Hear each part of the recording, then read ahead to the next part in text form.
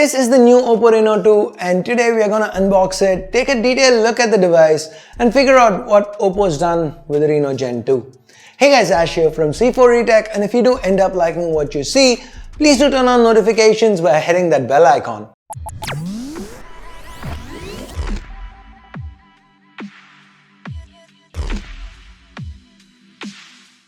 Like the first gen Reno, the Reno 2 also comes in a long narrow box. The design to the top hints at a quad camera setup, and we also have the OPPO Reno 2 branding at the bottom. The sides have some more OPPO branding. Opening up the lid, we find another box. Inside, there's the regular paperwork. Let's put that aside and get to the Reno 2 itself. Taking it out of the protective plastic, peeling that sticker off, let's take a closer look at the design. This is the luminous black variant here. The reflective strip down the center of the phone shimmers in the light, kind of like a gradient design. The ceramic dot from the first gen Reno makes a return here. While the Reno 2 completes its first boot, let's take a look at the other box contents. We have a case here that comes with a faux leather finish. It even has stitching around the middle. OPPO's done fine here. Moving on, we have the VOOC 3.0 adapter, a pair of earpod style earphones. Note that these aren't Type-C. Now that's cause the Reno 2 does retain the 3.5mm headphone jack. That's cool. Talking about Type-C, we then have a USB Type-C cable, and the final item in the box is this SIM ejector tool. Now coming back to the Reno 2, we have a curved glass sandwich design here, Gorilla Glass 5 to the back and the newer Gorilla Glass 6 to the front. Just like the last Reno, this one doesn't have a camera bump either. The quad camera setup sits flush with the back. If you look close, you'd see the return of the O dot.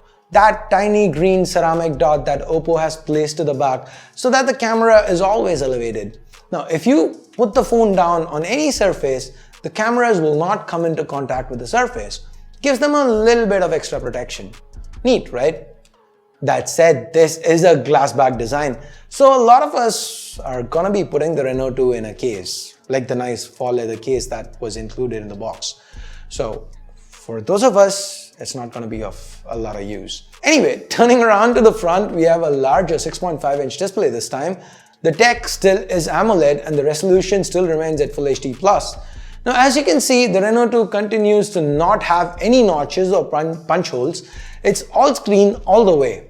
That's because just like with the first generation Reno, OPPO has gone for that shark fin selfie implementation here.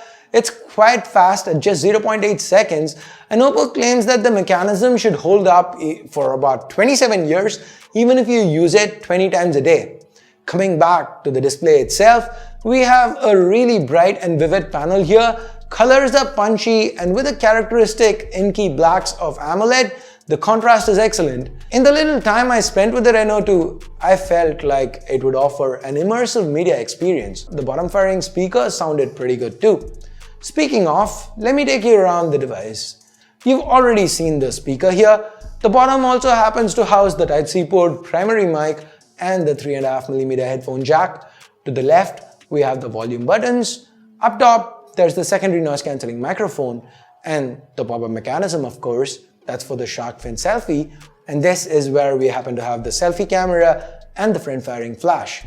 Finally, to the right, there's the power button with a green accent. Kinda reminds me of the Black Shark. And there is also the SIM tray here. This is a hybrid solution, so 2 SIMs or a SIM and a micro SD. In hand, the Reno 2 feels solid. The glass sandwich design, it feels tastefully done.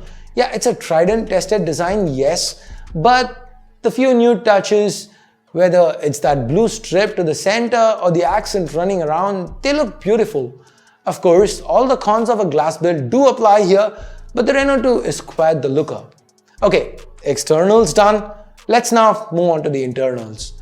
We have the Snapdragon 730G along with 8 gigs of RAM and 256 gigs of UFS 2.1 storage.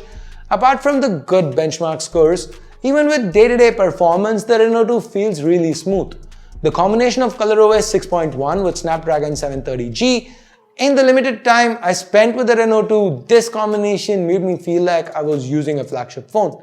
Apps opened up very quickly, scrolling through web pages was buttery smooth, and even split screen worked without any issues whatsoever.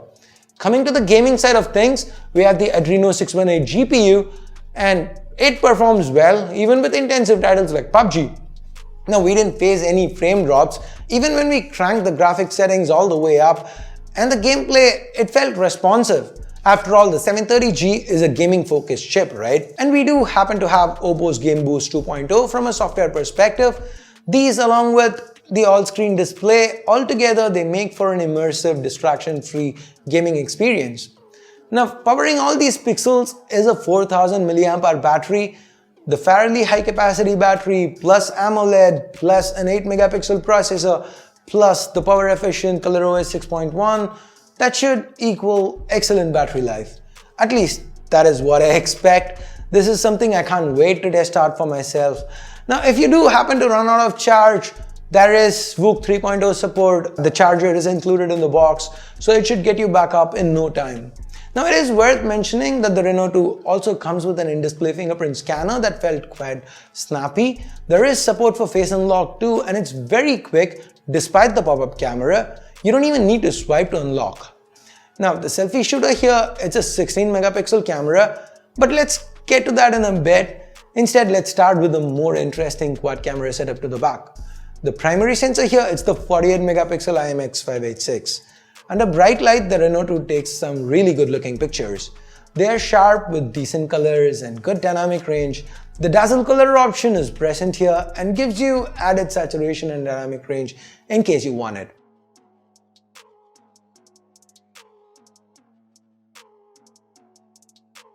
OPPO has also included an ultra dark mode, and that ends up working quite well. Compared to the regular auto mode, we get a lot more detail from these shots.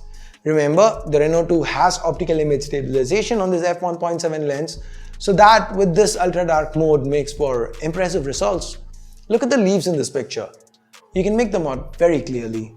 The ultra dark mode also improves the overall brightness and colors, and as an added bonus, it even works with the ultra-wide camera too.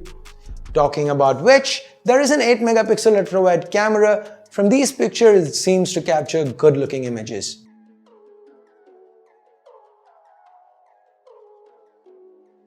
Then there is a 13 megapixel telephoto camera. This is the one that gets its 5x hybrid zoom, and if needed, you can also get up to 20x digital zoom with it.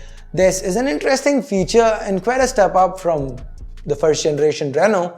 This is something I will be checking out in more detail in my full review.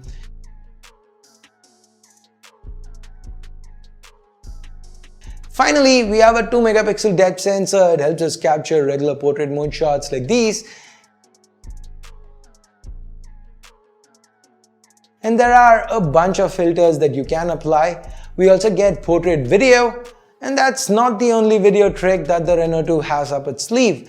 We can also do ultra steady video. This is at 1080p. It's kind of similar to the Galaxy Note 10 Super Steady implementation. This mode takes advantage of both EIS and OIS to produce very stable results. When it comes to regular video, the primary can shoot at up to 4K at 30 FPS, while the wide-angle camera is limited to 1080p 30. You can also take advantage of the same 5x hybrid zoom while capturing video. In fact, OPPO has coupled that with audio zoom, where the Reno 2 can amplify the sounds from the part of the frame that you are zooming into. Portrait video also happens to work with the 16 megapixel selfie camera. Here are a few selfies and selfie portraits that we managed to take with the OPPO Reno 2. What do you guys think of them? Let me know in the comments below. Finally, let's talk pricing. Okay, we can actually not talk pricing because as of shooting this video, I have no clue as to what OPPO is pricing it at. But the moment I get official confirmation on that, I will let you guys know via Twitter. So if you don't follow me there, please do at C4eTech. But as of now, you guys tell me what you think is a fair price for this. Keep in mind, this is a glass build. This is an 8256 variant UFS 2.1. It is the Snapdragon 730G. So let me know in the comments below what you think is actually a fair price that OPPO can ask for this. And with that, we get to the end of this unboxing video. Thumbs up, thumbs down based on whatever you feel about this detailed unboxing. Also subscribe, turn on notifications by hitting that bell icon if you haven't yet. Thanks a lot for watching. Till next time, my name is Ash. You've been watching C4eTech, and I'm signing off for now. You guys have a great day. Bye-bye.